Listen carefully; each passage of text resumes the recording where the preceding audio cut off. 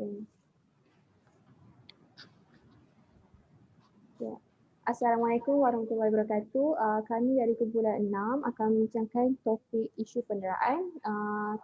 Teori yang diberi kepada kumpulan kami iaitu teori tingkah laku dan tingkah laku kognitif. Nama saya Nur Farha Asyifi binti Zahuri, nombor metrik I1920408. Baik, nama saya Muhammad Faiz bin Abdul Rahman. Nombor metrik saya I192040227. Nama saya Nur Syafawani binti Abu Talib. Nombor metrik I192040426. Nama saya Nurul Husna binti Muhammad Nizam. Nombor metrik I192040425. Okay. Kita akan pergi pada pengenalan terlebih dahulu.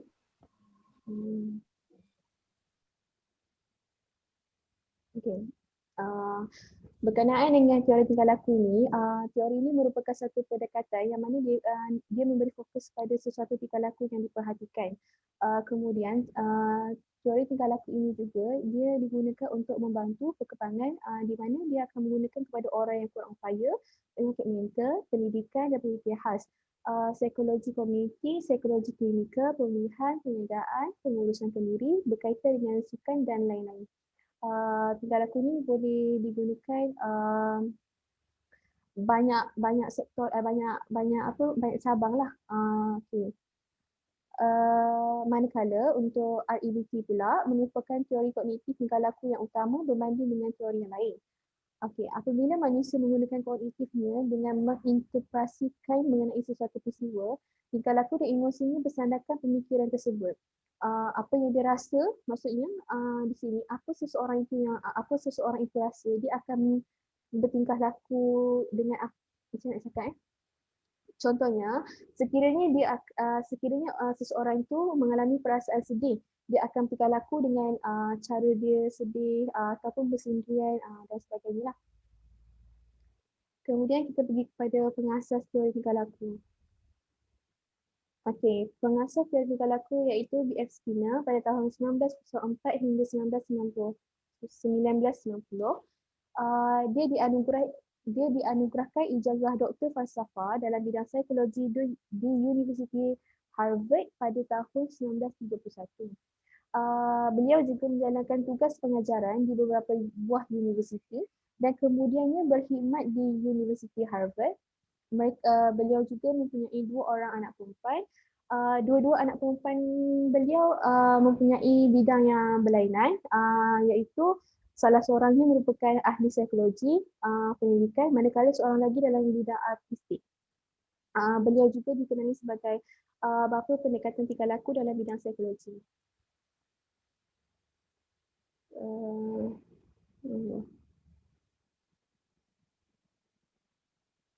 Okey, ini pengasas teori tingkah laku kognitif iaitu Albert Ellis pada tahun 1913 hingga 2007. Beliau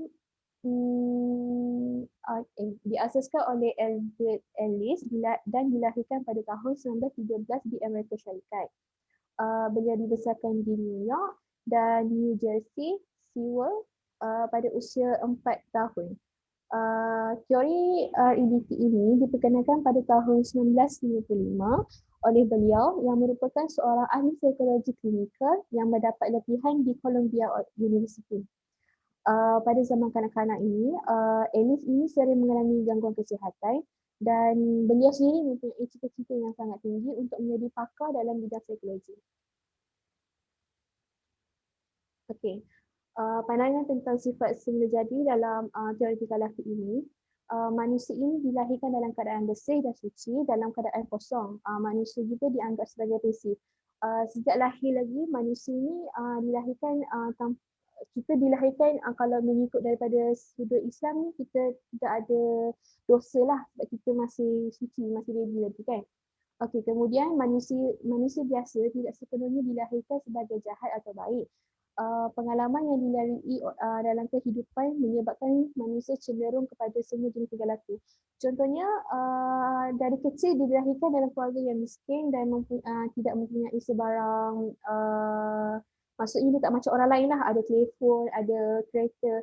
Tapi dia inginkan sesuatu benda tu macam orang lain sehingga dia bertingkah laku untuk membuat jahat. Contohnya macam mencuri, merompak dan sebagainya untuk dapatkan sesuatu tu. Okey, kemudian manusia cuba untuk memahami konsep dan mengawal tingkah lakunya dan cuba dalam melakukan tingkah laku yang baru. Manusia dianggap sebagai penghasil produk kepada persekitaran mereka. Seterusnya kita pergi pada konsep asas. Okey, konsep asas ni dia ada 5 iaitu A, B, C, D dan E. Okey, A ini peristiwa yang mencetuskan. Apa peristiwa yang mencetuskan seseorang itu untuk bertingkah laku kepada baik atau jahat? Lepas tu kepercayaan tentang peristiwa dan keadaan, kesan atau akibat terhadap emosi. Maksudnya perkara yang terjadi pada diri seseorang tu, apa kesan dan akibat yang akan mengganggu emosi dia. Kemudian D, pendebatan yang mencabar kepercayaan tidak rasional dan akhir sekali iaitu kepercayaan baru yang menggantikan pemikiran tidak rasional. Okey. Akhir sekali dari saya iaitu tentang matlamat terapi. Matlamat haruslah bersifat objektif, jelas dan tepat, diukur, konkret, difahami dan dipersetujui oleh klien dan kaunselor. Kemudian, kaunselor perlu mengenal pasti peristiwa atau tindakan yang boleh menjadi punca klien terlibat dengan tingkah laku. Maksudnya, apabila seseorang kaunselor dapat klien yang tingkah laku macam kenapa dia jadi murung, kenapa dia jadi jahat macam ni, kenapa atas sebab tertentu, kaunselor perlu selidik dan kaji kenapa atas sebab apa klien kita jadi macam tu, bertingkah laku seperti itu. Lepas tu kaunselor ini kena mempelajari sebab dan akibat tingkah laku klien dan membantu klien mengenal pasti matlamat. Dia kena bantu klien macam contoh kalau mencuri apa akibat klien akan dapat sekiranya dia melakukan tingkah laku dengan mencuri. Okey, seterusnya kaunselor dan klien merangka matlamat rawatan dan spesifik dalam proses terapi. Sekian saja itu daripada saya. Terima kasih.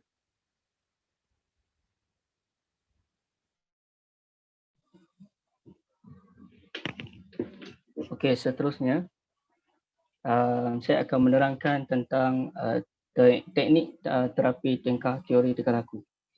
Seperti yang kita sedia maklum, setiap teori mempunyai teknik dan bagi teknik teori tingkah laku ni mempunyai beberapa teknik yang kaunselor boleh lakukan kepada klien. Dan menurut Lazarus, dia mengatakan bahawa dia sebenarnya dia adalah pengasas terapi kontemporari tingkah laku klinikal. Dia berpendapat bahawa pengamal tingkah laku ni boleh memasukkan ke dalam pelarawatan mereka mana-mana teknik yang berkesan untuk mengubah tingkah laku klien yang tidak diingini sebenarnya. Dan kalau kita tengok pada teknik-teknik ni mempunyai 6 teknik terapi teori tingkah laku. Yang pertama adalah analisis tingkah laku, iaitu prinsip pembelajaran operan. Okey, teknik ini dia sebenarnya membincangkan tentang prinsip pembelajaran operan, iaitu peneguhan positif, peneguhan negatif, penghapusan hukuman. Peneguhan positif ni seperti yang kita tahu pujian individu memberikan pujian, seseorang itu memberikan kepada seseorang individu. Okey. Bukan itu saja, perhatian, wang dan makanan sebagai akibat konsekuen terhadap tingkah laku yang tertentu. Kalau kita tengok pula, stimulus ataupun rangsangan yang mengikuti sesuatu tingkah laku dengan peneguhan positif. Peneguhan positif seperti saya cakap tadi, suatu pujian. Okey, contoh seorang contoh anak-anak dalam keluarga. Anak-anak ni dia mempunyai grade yang terbaik ataupun mendapat keputusan yang terbaik. Lepas tu ibu bapa pula dia bagi pujian. Lepas dia bagi pujian tu, anak-anak dia menganggap pujian itu sebagai pujian yang sangat bernilai bagi dia. So selepas itu anak-anak akan berusaha untuk exam yang akan datang untuk jadikan lebih baik untuk mendapatkan pujian daripada ibu bapa itu. Okey, ini yang kata sebagai rangsangan dengan peneguhan positif. Apabila matlamat program untuk mengurangkan tingkah laku yang tidak diingini, peneguhan positif untuk meningkatkan tingkah laku diingini untuk menggantikan tingkah laku yang tidak diingini. Okey, macam cakap tadi, itu adalah sebahagian daripada peneguhan positif. Itu adalah pujian kan, macam pujian, benda-benda baik. Kalau peneguhan yang negatif ni untuk menghilangkan rangsangan yang tidak menyenangkan. Contohnya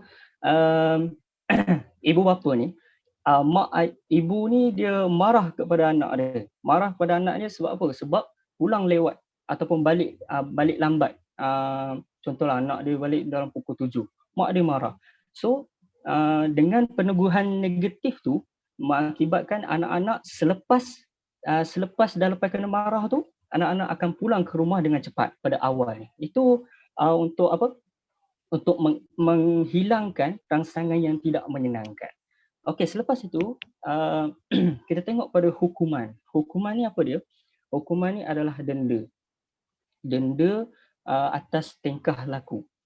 Denda atau tingkah laku. Contoh dia seseorang klien tu dia merokok. Lepas tu okey, ini bukan dalam sesi dah, luar sesi Okey, seseorang tu sedang merokok. Lepas itu dia cikgu lah contoh cikgu tu dia bagi denda kepada pelajar tu RM5. So itu adalah satu denda yang mana untuk mengelakkan tingkah laku itu supaya tidak merokok lagi. Itu hukuman. Okey, maksud hukuman. Okey, seterusnya teknik yang kedua iaitu desensitisasi sistematik. Okey, apa teknik ini dia buat iaitu bertujuan untuk direka bentuk merawat pesakit yang mengalami kerisauan yang tinggi atau ketakutan. Ini untuk apa sebenarnya? Sebenarnya pendekatan ini adalah untuk mengurangkan atau menenangkan klien itu. Okey, cara dia macam mana? Kaunselor tu perlu bertemu bual dengan klien tu. Lepas dah bertemu bual, ajar klien dengan tingkah laku yang tenang. Dan tu kan klien kan tengah kerisauan yang tinggi kan. So kaunselor tu suruh klien tu tenang. Lepas tu ajar klien dengan tingkah laku yang tenang. Suruh dia relax ke apa kan. Lepas tu peristiwa yang membuatkan klien risau. Disebabkan kalau dah suruh klien tu tenang, lepas tu kaunselor automatik akan dapat detect peristiwa yang membuatkan klien tu risau. Kaunselor tu akan dapat detect macam mana tahap kerisauan seseorang klien itu. Dan seterusnya mengimajinasikan situasi kerisauan yang timbul dalam keadaan yang tenang dan ulang perkara ini. Okey.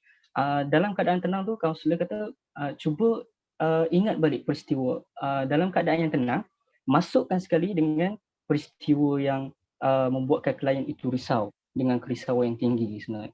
Dan selepas itu dengan keadaan kedua-dua ini akan menimbulkan relaksasi. Relaksasi ni macam relax, tenang kan. Disertakan dengan pemikiran peristiwa yang menimbulkan kerisauan. Ini dibuat secara beransur-ansur. Ini apa tadi nama dia tadi? Teknik desensitasi sistematik. Dan seterusnya kita tengok pada teknik yang ketiga iaitu imaginal plotting. Ingat kalau imaginal plotting ni dia gambaran. Imaginal plotting. Okey. Kita tengok teknik yang ketiga ni. Dia melibatkan pendedahan secara berlebihan kepada image atau gambaran sesuatu objek yang boleh menimbulkan kerisauan klien itu. Tapi kalau nak buat gambaran dalam sesuatu sesi itu bukan dalam situasi yang sebenar tau. Tetapi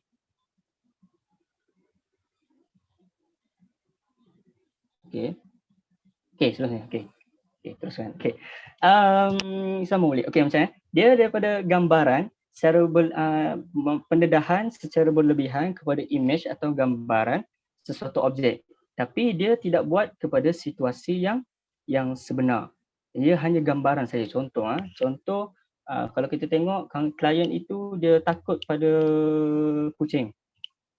Takut pada kucing. Ada setengah tu dia takut pada kucing, ada setengah tu dia tak takut, tak tahu kenapa. Disebab memang ada orang kata satu penyakit kot. Mungkinlah kot. Okey, kita tengok Kalau klien itu dia mempunyai rasa takut pada kucing, dalam sesi itu kaunselor perlu ambil peranan dengan apa? Dengan tunjukkan gambaran kepada klien itu. Tunjuk, lepas dah tunjuk, kaunselor secara automatik akan dapat tengok macam mana tahap kerisauan yang ada pada klien itu. Ia berbeza dengan yang teknik yang pertama tu, teknik yang kedua ni, desensitisasi sistematik. Oh, susah sebut. Okey.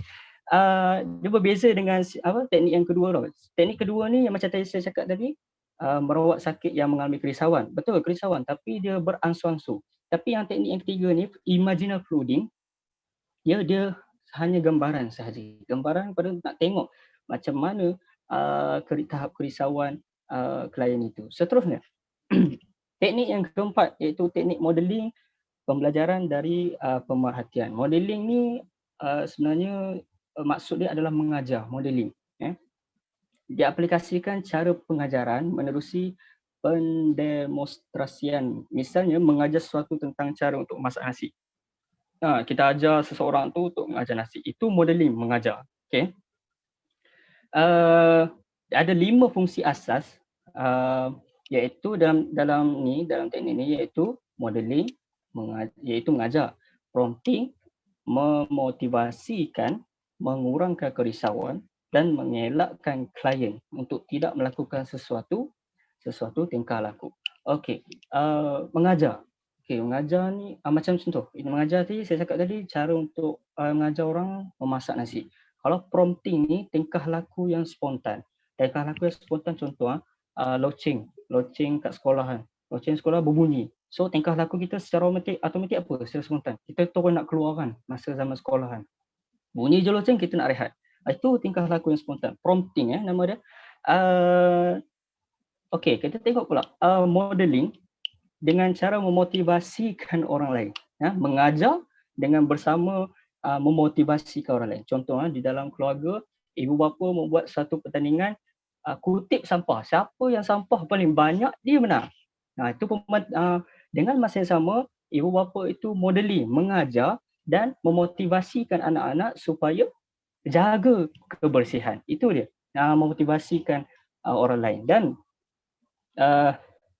pengurangan kerisauan. Pengurangan kerisauan ni dilaksanakan melalui modeling. Okey. Contoh untuk kurangkan kerisauan seseorang itu melalui modeling, teknik mengajar. Contoh dia takut berenang. Lepas tu kawan dia pula terus pergi berenang. Macam contoh ada sebelah kawan dia kan. Dia terjun dulu. So dengan cikgu tu dia cakap, pergilah tu tengok tu. Kawan kamu tu dah turun dulu dah. Kamu tak turun lagi. Beranikan diri sikit. So dengan untuk kurangkan kerisauan tu daripada kawan tu dia dah turun dulu, dengan cara yang sama dia boleh mengajar dia untuk kurangkan ketakutan yang ada dalam diri seseorang.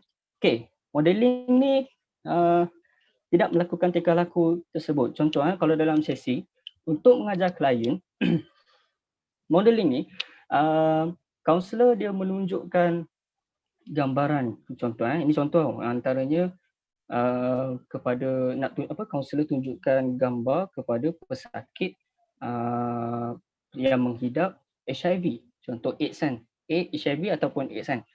Bila dah tunjuk itu, dalam masa yang sama pemerhatian dan pembelajaran untuk mengajar cara dia, klien tu secara automatik bila dah tengok gambaran tentang kesan apabila orang dapat AIDS tu, dia akan dia automatik tak nak akan buat lagi, tak nak berkongsi jarum dengan orang-orang yang mengidap AIDS dan HIV. Okey, seterusnya teknik yang kelima. Lama pula aku cakap. Okey, latihan relaksasi. Okey, relaksasi. Okey, latihan relaksasi ini digunakan untuk membantu klien mengatasi tekanan dalam hidup seharian. Tujuannya untuk mencapai relaksasi otot dan mental yang mudah dipelajari, dan perkara ini perlu dibuat dalam setiap hari untuk mendapatkan kesan yang positif ataupun hasil maksimum. Dan kalau kita tengok dalam latihan relaksasi ini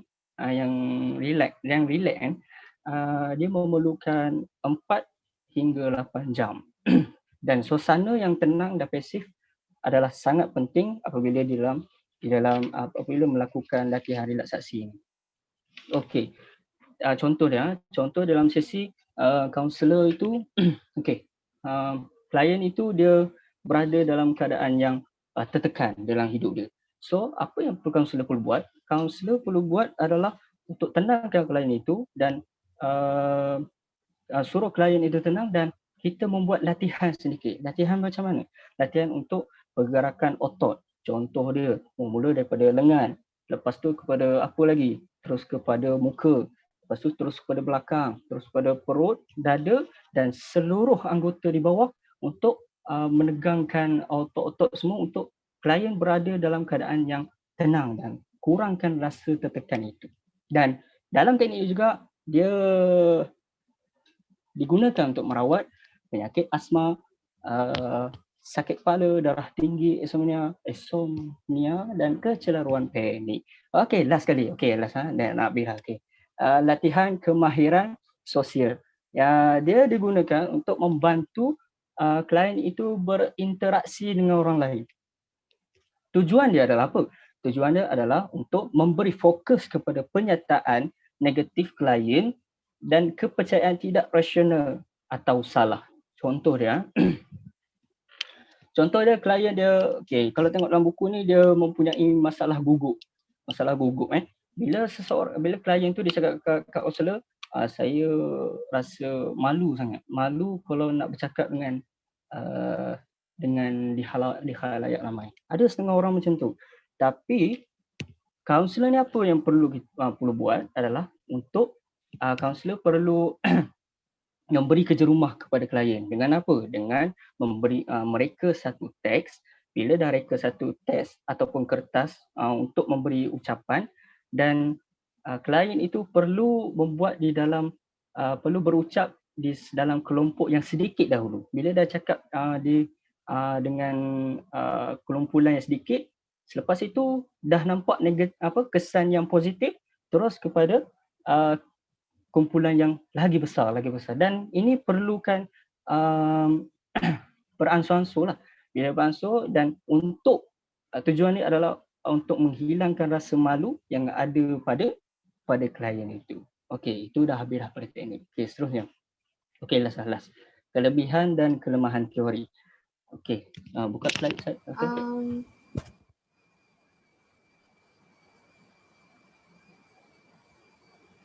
Okey. Seterusnya, kelebihan dan kelemahan teori. Yang pertama, kalau kita tengok kelebihan dia adalah merawat masalah klien. Jelas-jelas terbukti menjadikan ia dapat diaplikasikan dengan lebih meluas dan pengamalan terputih. Kelebihan dia. Yang kedua adalah memberi impak kejayaan sesi yang lebih besar dalam merawat masalah klien. Dan kalau kita tengok pada kelemahan dia pula, tumpuan yang lebih kepada aspek tingkah laku juga membataskan teori ini. Dan akhir sekali adalah kaunselor atau ahli terapi khususnya yang masih baru dan kurang berpengalaman harus berhati-hati dalam mengaplikasikan teknik dalam pendekatan ini. Itu sahaja daripada saya. Sekian, terima kasih. Okey, seterusnya saya akan bentangkan berkaitan dengan isu. Jadi kumpulan kami memilih isu penderaan terhadap kanak-kanak. Okey, bagi definisi penderaan ini adalah Pertubuhan Kesihatan Sedunia mentakrikan penderaan kanak-kanak sebagai semua bentuk penderaan sama ada fizikal, emosi, seksual, pengabaian, penyalahgunaan, penipuan atau eksploitasi yang boleh menyebabkan kecederaan atau kerosakan kepada kesihatan, kehidupan, pembangunan atau kemuliaan kanak-kanak. Okey, maksudnya apa saja yang merosakkan masa depan kanak-kanak tu dikira sebagai satu penderaan terhadap kanak-kanak. Okey, kat sini ada jenis penderaan, penderaan fizikal dan juga penderaan emosi. Penderaan fizikal ni dia berlaku apabila penjaga ibu bapa penjaga kepada kanak-kanak tersebut mencederakan fizikal kanak-kanak itu. Okey, sebagai contoh penderaan fizikal ni seperti menendang, menumbuk, mencekik dan juga memukul. Okey, seterusnya penderaan emosi. Penderaan emosi adalah trauma psikologi yang menyerang pemikiran dan lapisan perlindungan supaya minda terganggu untuk jangka masa pendek atau panjang mengikut tahap keadaan trauma yang berlaku. Okey, penderaan emosi ni berkaitan dengan mental kanak-kanak tu. Jadi, contohnya, contoh penderaan emosi ni, kanak-kanak yang tak dapat kasih sayang ataupun perhatian yang cukup daripada ibu bapa dia, itu dah salah satu penderaan emosi. Okey, seterusnya kes yang dipilih. Jadi kumpulan kami memilih kes yang berlaku di Singapura, di mana pada 13 November 2019 sepasang suami isteri di Singapura telah dihadapkan di mahkamah di atas kesalahan mendera anak mereka hingga menyebabkan kematian. Okey, kanak-kanak ni dia dilahirkan pada tahun 2011. Selepas kelahiran dia diserahkan sebagai anak angkat. Jadi penderaan dia berlaku setahun selepas ibu bapa kandung dia mengambil semula dia daripada keluarga angkat dia. Okey, ibu bapa kanak-kanak ni selalu memukul, menggunakan penyapu dan juga hingga menyebabkan kanak-kanak ni tempang disebabkan tempurung lutut dia agak sengit. Okey, jadi pada 22 Oktober 2016, sepasang suami isteri tersebut telah bertindak kejam terhadap anaknya dengan mengurung anaknya dalam sangkar kucing, dan ayah dia bertindak kejam apabila telah menuang air panas ke badan dan juga betis kanak-kanak tersebut. Okey, disebabkan kejadian tu anak dia telah rebah dan tidak sedarkan diri. Tapi ibu bapa dia tu tak ambil terus tindakan untuk bawa ke hospital. Sebaliknya dia tunggu sekurang-kurangnya 6 jam untuk dia pergi ke hospital. Okey, pada sehari selepas kes kejadian tersebut, 23 Oktober 2016, kanak-kanak tersebut telah disahkan meninggal dunia. Okey, mahkamah juga dia dimaklumkan bahawa kanak-kanak ni pernah dilecurkan dengan air panas sebanyak 4 kali sebelum kematian dia, dan juga dia pernah ditekapkan dengan sudu yang sengaja dipanaskan oleh ayah dia ke tapak tangan disebabkan kanak-kanak ni dia telah mencuri susu tepung untuk dijadikan sebagai makanan. Okey, disebabkan kes ni, ibu bapa kanak-kanak tersebut akan menghadapi hukuman mati ataupun dipenjarakan seumur hidup bagi tuduhan pembunuhan. Okey. Seterusnya punca kes penderaan ini. Okey. Banyak punca yang boleh menyebabkan penderaan terhadap kanak-kanak. Antaranya ialah tekanan hidup. Tekanan hidup ni contohnya macam ibu bapa tu dia mempunyai pelbagai masalah dalam kehidupan dia dan menyebabkan tekanan. Contohnya macam ibu bapa yang bekerja, dia mempunyai tekanan daripada kerja. Jadi bila dia balik rumah, dia lepaskan segala tekanan dia tu dekat anak dia lah, teman-teman, apalagi kalau anak tu buat perangai budak kan. Okey, jadi seterusnya sama juga dengan tekanan ekonomi. Tekanan ekonomi ni pun menyebabkan tekanan hidup dalam kehidupan ibu bapa. Contohnya macam dia kekurangan wang, dia kena bekerja keras. Disebabkan tu dia tekanan hidup dia makin meninggi, dia melepaskan segala tekanan dia tu terhadap anak dia. Okey, yang ketiga, hubungan suami isteri bermasalah. Hubungan suami isteri bermasalah ni banyak punca dia, antaranya punca orang ketiga ataupun orang baru dalam keluarga mereka, ataupun disebabkan tidak faham, tidak bersefahaman, lagi disebabkan campur tangan keluarga mentua, dan juga masalah kewangan. Punca-punca ni boleh menyebabkan berlakunya penderaan terhadap kanak-kanak, sebab contohnya macam isteri ni dia bergaduh sebab dia masalah tu. Jadi bila pergaduhan berlaku, kebanyakan yang akan turut melepaskan kepada anak-anak yang tidak berdosa. Okey. Yang terakhir, kurang didikan agama. Kurang didikan agama ni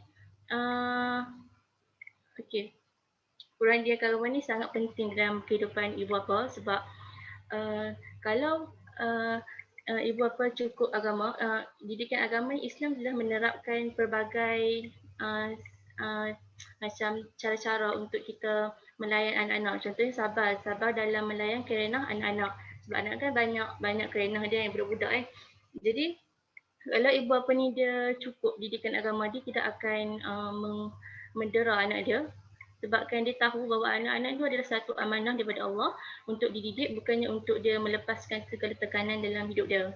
Okey, seterusnya kesan kes penderaan. Kesan kes penderaan, kecederaan dari segi fizikal dan mental. Yang ni ialah bila dia dicederakan, mesti dia akan mengalami kecederaan fizikal.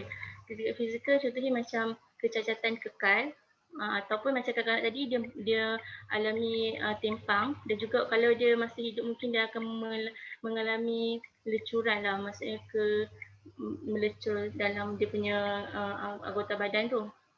Dan mental mungkin akan mengganggu dia punya emosi. Okey, sesuai mengalami trauma dan ketakutan yang melampau. Okey, mungkin pengalaman masa silam dia waktu kanak-kanak ni mungkin dia akan mengalami trauma sepanjang kehidupan dia, dan dia akan takut. Mungkin dia akan takut dengan ibu bapa, ataupun dia akan takut dalam sikap pergaduhan. Maksudnya dia akan bertrauma dalam kehidupan dia. Okey, mewujudkan suasana keluarga yang tidak harmoni dan bahagia. Okey, yang ni ialah kanak-kanak mesti dia akan mengimpikan sebuah keluarga yang bahagia dan harmoni. Sekiranya dia hidup dalam suasana yang tidak aman, maksudnya tidak keluarga yang berporak-poranda, dia mungkin akan rasa rendah diri, dia akan bandingkan kehidupan dia dengan kanak-kanak lain, sebab kanak-kanak lain cukup kasih sayang, dia pula hidup dalam keadaan yang tak tentu arah. Okey, sebenarnya mengganggu pemasaran kanak-kanak. Dia mengganggu pemasaran kanak-kanak ni dari segi mental lah, sebab mungkin kanak-kanak tu dia akan lambat bertutur disebabkan dia kurang bercakap dengan ayah dengan ibu bapa dia. Lepas tu dia mungkin akan ialah sebab dia tengok kanak-kanak lain semua cukup kan, jadi dia rasa rendah diri, dan benda tu segalanya akan mengganggu dia punya pembesaran kanak-kanak. Dia akan hidup dia akan hidup tak normal macam kanak-kanak lain. Kanak-kanak lain hidup yang penuh dengan kasih sayang dan juga keperluan yang mereka dapat. Jadi dia akan tak dapat apa yang semua kanak-kanak dapat. Okey, itu saja dari saya.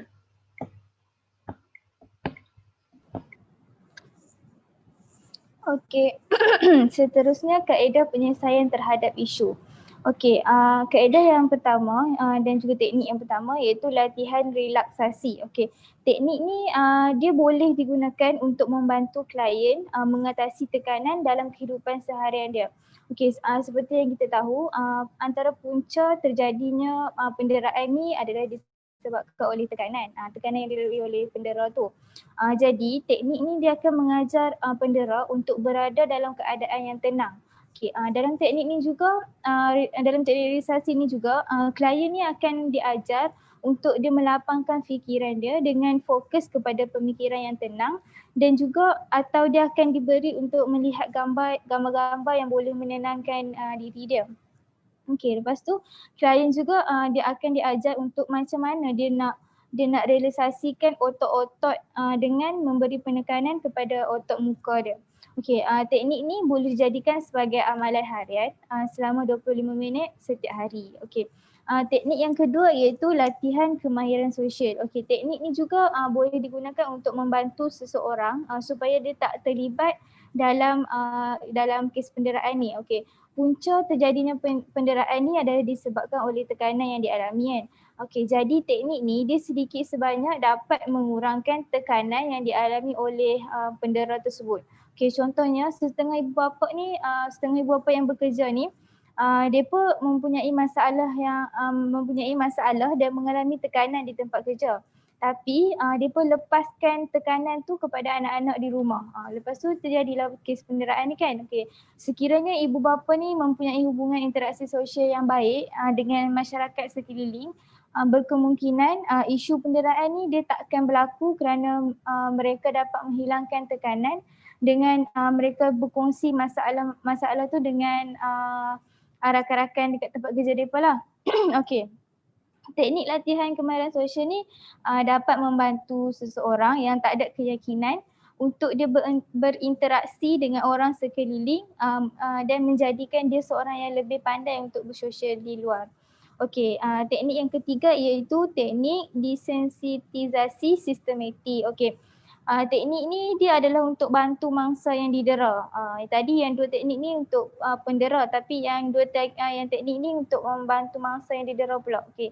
Seperti yang kita tahu, mangsa yang didera ni mereka akan mengalami kerisauan pada tahap yang tinggi ataupun mereka akan fobia dengan sesuatu peristiwa, orang-orang tertentu ataupun objek, sesuatu objek kan. Okay, pada awal teknik ni, klien akan dibantu untuk dia tenang lawan rasa takut dan rasa risau setelah dia didera. Lepas tu, kaunselor akan minta klien untuk dia bayang situasi yang dia takut tu, maksudnya situasi yang dia didera tu sebagai satu situasi yang boleh menenangkan dia. Okay, yang keempat, teknik yang terakhir ialah imaginal flooding. Okay. Teknik ni pula dia berlebihan kepada image ataupun sesuatu gambaran. Seperti yang saya cakap tadi, kalau mangsa didera ni kan dia fobia terhadap sesuatu. Okay, jika mangsa dera tu dia fobia terhadap objek yang tajam sebab dia selalu didera dengan menggunakan objek yang tajam kan. Dalam teknik ni kaunselor akan menunjukkan image objek yang tajam tu kepada klien dan akan melihat tahap kerisauan klien tu terhadap objek yang tajam tu. Lepas tu klien ni dia akan didedahkan dengan keadaan ni sampailah kerisauan dia terhadap objek yang tajam tu berkurangan. Okey, kesimpulan berkaitan terhadap isu ni. Okey, sebagai kesimpulan, penderaan kanak-kanak ni kita perlu elakkan dalam sesebuah keluarga sebab dia akan memberi kesan yang sangat besar kepada kanak-kanak tu pada masa yang akan datang kan.